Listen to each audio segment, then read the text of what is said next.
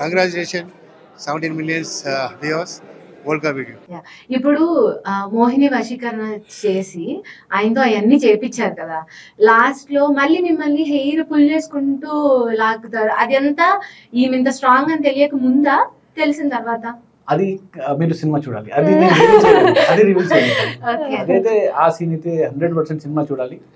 Cinema ఇప్పుడు ఏ point లో చూడాలని చెప్తే మీకు ఈ పాయింటే మెయిన్. మీకు సినిమా చాలా ఇంట్రెస్టింగ్ గా ఉంటుంది.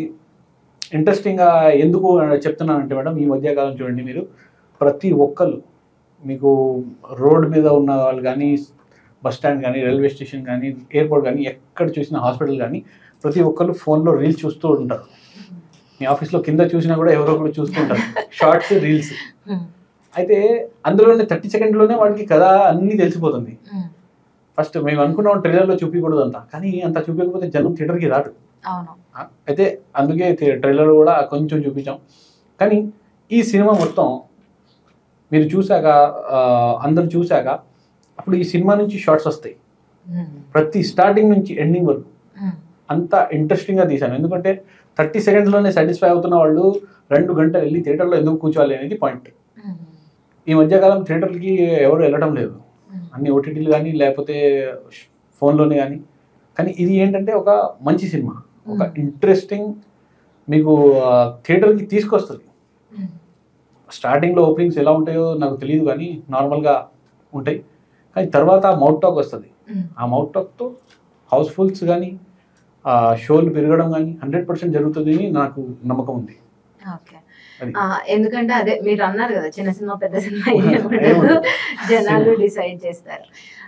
అయితే ఇప్పుడు సినిమా ఆర్టిస్టులకి కానీ, ప్రొడ్యూసర్కి కానీ, డైరెక్టర్కి కానీ మన జనమే, అంటే మన ఆడియన్సే దేవుళ్ళు.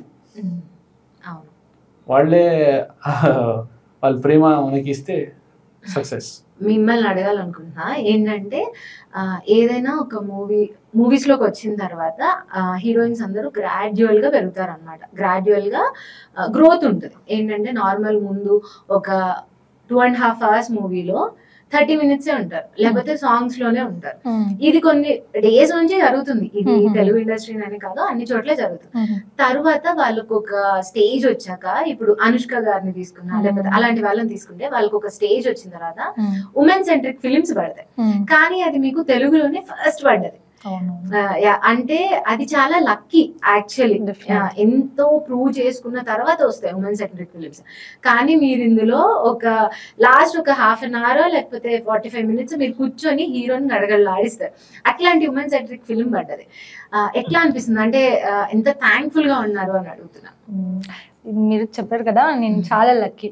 స్క్రిప్ట్ లో చాలా ఇంపార్టెంట్ రోల్ నాకు sir he has given me a very important role, so I'm very lucky and I'm feeling very thankful. I'm very thankful to him also. But story is like story, I told you right, when I heard the script I was very excited. Idi chaala powerful role. That's why I was quite nervous also, okay, how audience will take it. But after I watched the movie and it is like very nice and I'm very happy and I'm very confident. జనకు కూడా నచ్చుతుంది అంటే నేను అనుకుంటున్నాను. Actually తనంత బాగుంది, మీకు ఎలా అండి తనని మోహిని వశీకరణ ఏంటి, మిమ్మల్ని భయపెట్టాడు అసలు? ఆ కోణం ఎలా చూసారు తనలో? సినిమా టైటిల్ ఏంటి మేడం? సినిమా టైటిల్ ఓ అందాల రాక్షసి. ఓకే, అదే మేడం. ఓకే.